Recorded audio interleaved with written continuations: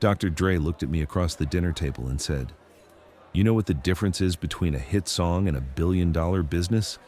A hit song makes money for a few years. A billion-dollar business changes your family's destiny forever." He adjusted his sleek black headphones around his neck. "When I sold Beats to Apple for $3 billion, people said I got lucky." Lucky? I spent 30 years perfecting sound, building relationships, and understanding what people really want to hear. That wasn't luck. That was strategy. Tonight, I'm having dinner with Dr. Dre, the legendary producer who transformed from Compton's most influential music maker into a tech mogul worth over $500 million. We're at an upscale restaurant in Beverly Hills, and he's about to reveal how he turned 3 decades of musical genius into the largest tech acquisition in Apple's history. "Let me tell you how this whole thing really started," Dre began, his voice carrying that unmistakable authority that has commanded respect in studios for decades. 1985. I'm 20 years old, spinning records at parties in Compton. But I wasn't just DJing, I was studying. Every song, every beat, every crowd reaction. I was learning what makes people move. He paused to sip his water, maintaining the same focus he brought to every studio session. N.W.A. changed everything. 1988. Straight Outta Compton sold 3 million copies, but I made almost nothing. The label owned everything. That's when I learned my first business lesson. Ownership is everything. Talent without ownership is just expensive labor. 1991. I left N.W.A. and everyone said I was crazy. "Dre, you're breaking up the most successful rap group ever." But I knew something they didn't. I wasn't just a member of N.W.A. I was the architect of their sound, the beats, the production, the sonic signature that made them special. That was mine. Dre's expression grew more intense as he continued. Death Row Records, 1992. This time, I negotiated differently. I demanded producer credits, publishing percentages, and creative control. The Chronic dropped and sold 6 million copies. But more importantly, I established the G-Funk sound that dominated hip-hop for the entire decade. Snoop Dogg, Tupac, Warren G. I didn't just produce their hits. I created the sonic blueprint that defined West Coast hip-hop. But here's what people don't understand. Every studio session was market research.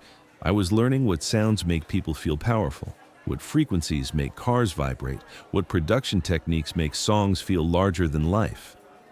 1996, everything imploded. Tupac was murdered, Death Row was chaos, and I was trapped in a contract that was making everyone rich except me. Suge Knight owned my masters, my beats, my creative output. I was the goose laying golden eggs, but I didn't own the farm. Dre's voice carried a mix of pain and determination. I escaped Death Row with nothing but my reputation and my ears. Started Aftermath Entertainment in 1996. People said I was finished, that hip-hop had moved past the Dre sound. Critics wrote me off. Radio wouldn't play my singles. I was 31 years old, and everyone was treating me like I was obsolete. But I had a secret weapon. I could hear talent before anyone else could. 1997, this white kid from Detroit sends me a demo tape. Eminem.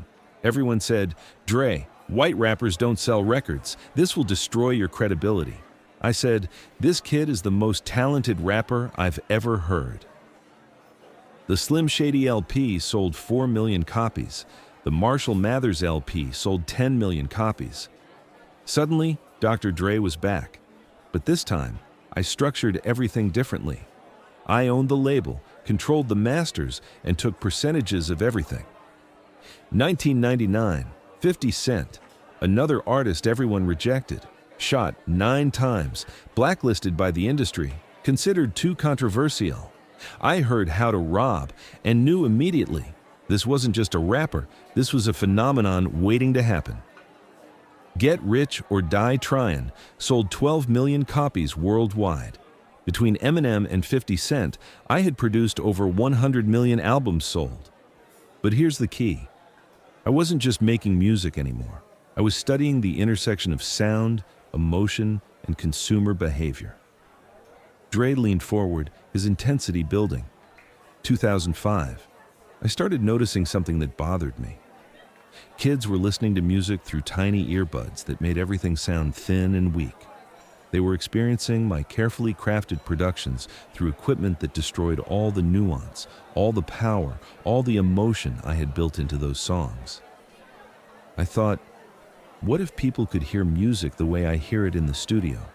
What if they could experience the full dynamic range, the deep bass, the crisp highs that I spend months perfecting? That's when the idea hit me. I needed to control the entire audio experience. But I'm a music producer, not a technology manufacturer.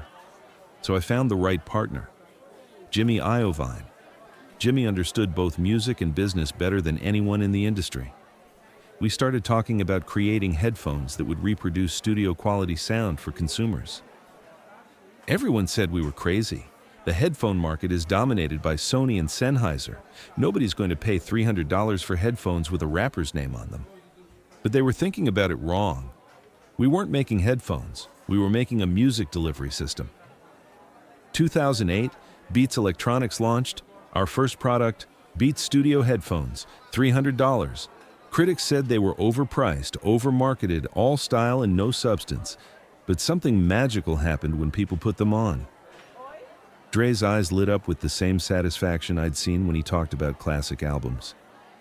For the first time, people could hear what I heard. The bass that made Still DRE hit you in the chest. The clarity that made Eminem's wordplay pop. The dynamics that made 50 Cent's aggression feel dangerous. We weren't selling headphones. We were selling the Dr. Dre listening experience. Year 1, $180 million in revenue. Year 2, $350 million. By year 3, we were the fastest growing headphone company in history. Athletes started wearing them. Celebrities endorsed them organically. Beats became the first audio lifestyle brand. But the real genius was the marketing strategy. We didn't advertise features like frequency response or driver size. We advertised emotion. Hear what the artist hears. That spoke to people's desire for authentic musical experiences. 2010, we expanded beyond headphones, Beats speakers, Beats earbuds, partnerships with HP and HTC to integrate Beats audio into computers and phones. We were becoming the audio standard for an entire generation. Apple was watching. They saw that we had cracked the code on making premium audio cool. Young people were choosing Beats over everything else. Not because of technical specifications, but because of the emotional connection to the music. 2011, Steve Jobs and I started talking. Apple was dominating portable music with iPod and iTunes, but they knew their earbuds were terrible. They wanted to acquire us, but I wasn't ready. Beats was growing too fast, and I wanted to build something bigger. 2012 to 2013, Beats music streaming service. We were competing with Spotify and Pandora, but with one crucial difference: human curation. Instead of algorithms, we had actual musicians and producers creating playlists. Quality over quantity. The streaming service struggled, but it proved something important. We understood music better than tech companies. We could create experiences that algorithms couldn't replicate. 2014, Tim Cook called. Apple was ready to make their biggest acquisition ever, $3 billion for Beats Electronics and Beats Music, the largest deal in Apple's history. Dre paused, the magnitude of that moment still visible in his expression. $3 billion for a company that started as an idea about making music sound better. But Apple wasn't just buying our products, they were buying our understanding of music, our relationships with artists, our credibility with young consumers. The negotiation was intense. Apple wanted everything: the technology, the brand, the streaming service, and exclusive access to my music production expertise. In return, I became the first billionaire in hip-hop history. But here's what most people missed. Beats became Apple Music. Our human curation approach became their competitive advantage against Spotify. Our artist relationships became their exclusive content strategy. Our understanding of how music should sound became their audio engineering philosophy.